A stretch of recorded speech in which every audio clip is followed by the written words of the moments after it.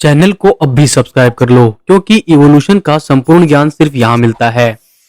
आज आप जानोगे कैमरे से रिलेटेड इंटरेस्टिंग बातें जो आप जानना चाहते हो। इस वीडियो में आप देखोगे कैमरे के इवोल्यूशन की ऐसी इंटरेस्टिंग कहानी जो 99% लोग नहीं जानते। आपको क्या लगता है खुद को देखने का शौक सिर्फ आपको ही है? बिल्कुल नहीं, बल्कि इंसानों को ये शौक सदियों नहीं बल्कि कई हजारों सालों पहले से था, जिसका सबूत साइंटिस्टों को इंडोनेशिया में मिली सुलावेसी द्वीप की टेंडोगांगने गुफा में मिली एक पेंटिंग है, जिसको दुनिया की सबसे पुरानी पेंटिंग माना जाता है। साइंटिस्टों को कार्बन डेटिंग से पता चला कि ये पेंटिंग करीब 45,000 साल पुरानी है, जिसमें बड़े लाल सुअर के चारों ओर 3 लोग खड़े हैं। और चित्रकारी की ये कला इंसानों में समय के साथ साथ इतनी अच्छी हो गई कि अब इंसान चित्र को देखकर हूबहू नकल कर सकता था। लेकिन कहते हैं ना, आवश्यकता ही आविष्कार की जननी है। वैसे ही लोगों को एक ऐसी चीज की जरूरत होने लगी जिससे चित्र को बनाने में ज्यादा समय ना लगे। और इस खोज का अंत हुआ साल 1015 में, जब इराक के एक भौतिक शास्त्री इब्न अल अहज़न को ये पता चलता है कि अगर किसी बंद अंधेरे कमरे में एक छोटा सा हॉल किया जाए, तब उस छोटे से हॉल से आने वाली रोशनी से कमरे की दीवारों पर बाहर की चीजों का प्रतिबिंब बनने लगता है। दरअसल ये एक प्राकृतिक घटना है जिसका नाम कैमरा ऑब्स्क्यूरा रखा गया। कैमरा ऑब्स्क्यूरा एक लैटिन वर्ड है जिसका मतलब होता है एक अंधेरे वाला कमरा, और इस तरह से हुई दुनिया के पहले कैमरे की खोज, जिसने कैमरे के इवोल्यूशन में एक नींव रखी।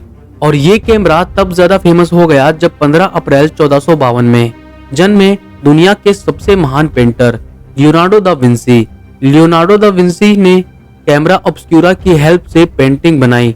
उन्होंने कैमरा ऑब्स्क्यूरा की मदद से दीवारों पर बन रही तस्वीर को अपने हाथों से बनाकर निकाला, और उसके बाद से ये टेक्निक इतनी प्रचलित हो गई कि अब हर कोई अपनी फोटो कैमरा ऑब्स्क्यूरा की हेल्प से बनवाना चाहता था। लेकिन इसमें सबसे बड़ी दिक्कत थी कैमरा ऑब्स्क्यूरा से दीवारों पर बनने वाली उल्टी तस्वीरें, जिससे पेंटिंग को बनाने में काफी ज्यादा दिक्कतों का सामना करना पड़ता था। लेकिन 16वीं सेंचुरी में इस उल्टे काम को सीधा किया जियोवन्नी बैटिस्टा डेला पोर्टा ने, जिन्होंने पहली बार कैमरा ऑब्स्क्यूरा में लेंस का प्रयोग किया। लेंस का प्रयोग करने के बाद अब तस्वीरें सीधी और सही बनने लगी थी, और अब तस्वीरों को बनाना आसान हो गया, जिसके कारण उस समय में ये टेक्नोलॉजी बहुत फेमस हुई और 200 सालों तक इस्तेमाल किया गया। और इसी बीच 1685 में पहला पोर्टेबल कैमरे का डिजाइन जॉन जैन ने पेश किया, और अब वो कमरे के आकार का कैमरा अब एक छोटे से बॉक्स में बदल गया, जिसका नाम पिनहोल कैमरा रखा गया। लेकिन परेशानी तो इसमें भी थी, इसीलिए साल 1826 में जोसेफ नाइस्पोरेनिप्स ने एक ऐसा रास्ता खोजा जिसमें फोटो को हाथों से बनाने की जरूरत नहीं थी, बल्कि फोटो खुद ही बन जाता था। इस तरीके में जोसेफ ने सबसे पहले एक जिंक प्लेट पर ब्यूटेमेन ऑफ जोडिया और एक तरह के डामर को मिक्स करके लगाया, और इसे पोर्टेबल कैमरा में करीब 8 घंटों तक रखने से सूरज के प्रकाश से ब्यूटेमेन हार्ड हो गया। और 8 घंटे इंतजार करने के बाद जोसेफ जिंक प्लेट को निकाल कर वॉश करता है, तब कहीं जाकर हमें मिली दुनिया की पहली फोटो, जो कि कुछ इस तरह की दिखती थी। इस तरीके से खींची गई तस्वीर को जोसेफ हेलियोग्राफी नेम देते हैं, जिसका मतलब होता है राइटिंग ऑफ लाइट। लेकिन ये एक लंबा प्रोसेस था, और इस प्रोसेस से फोटो हल्का ब्लर दिखता था, जो एक बड़ी समस्या थी। लेकिन इसमें बदलाव करते हुए लुई डेगोर ने 1839 में एक टेक्निक विकसित की, जिसका नाम डेगरोपोटाइप रखा गया।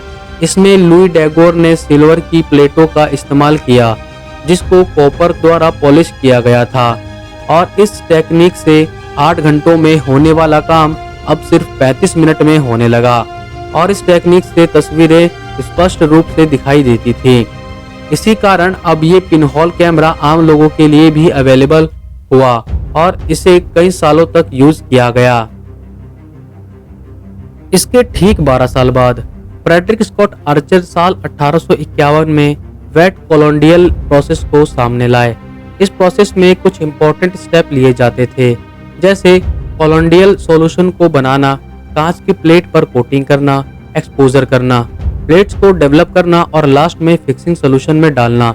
इसके बाद जाकर एक फोटो तैयार होती थी। लेकिन ये प्रोसेस पिछले सभी प्रोसेस से फास्ट था और इसमें पिक्चर काफी क्लियर और अच्छी क्वालिटी की आती थी, जिन्हें लंबे समय तक स्टोर करके रखा जा सकता था। इसके बाद कैमरे ने अपने इवोल्यूशन की ओर एक कदम और बढ़ाया और डेवलप हुआ ड्राई प्लेट्स प्रोसेस, जिसे ड्राई प्लेट्स फोटोग्राफी भी कहा जाता है। इसे रिचर्ड लीच मैडॉक्स ने साल 1871 में बनाया। इस प्रोसेस ने फोटोग्राफी को एक नए मुकाम पर पहुंचाने का काम किया। ये प्रोसेस वेट इमल्सन प्लेट्स जैसे ही था, बस इसमें ड्राई प्लेट्स को यूज किया गया। लेकिन वीडियो में बताए गए दोनों ही प्रोसेस को करने में कठिनाई होती है और इन्हीं परेशानी को नोटिस किया जॉर्ज ईस्टमैन ने, जो कि एक प्रोफेशनल फोटोग्राफर थे।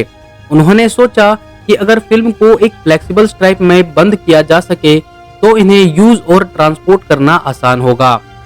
ईस्टमैन ने सेलुलॉइड को फिल्म बेस के रूप में इस्तेमाल किया, जो कि छोटा और हल्का था। फिर 1888 में जॉर्ज ईस्टमैन ने खुद की एक कंपनी बनाई जिसका नाम कोडक था, जिसका पहले कैमरे का नाम भी कोडक ही था, जिसने 1888 के बाद कैमरे में रिवॉल्यूशन ला दिया। लेकिन अभी भी इसमें बदलाव की जरूरत थी, क्योंकि इसमें कलर फोटो नहीं बल्कि ब्लैक एंड व्हाइट फोटो आती, जो देखने में उतना सही नहीं लगता। हालांकि थॉमस एटन ने कलर फोटोग्राफी को सन 1861 में ही मुमकिन बना लिया था, लेकिन इसको बनाने की विधि बहुत ही जटिल होने के कारण इसे ज्यादा सफलता नहीं मिली।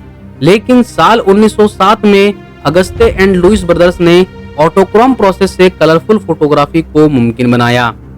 इसके बाद साल 1948 में एक ऐसे कैमरे को बनाया गया जिससे फोटो निकालने में घंटों इंतजार नहीं करना पड़ता था, बल्कि कुछ ही सेकंड में आपको आपकी तस्वीर मिल सकती है। इस कैमरे का आविष्कारक एडविन लैंड को माना जाता है और इस कैमरे का नाम मॉडल 95 लैंड कैमरा रखा गया।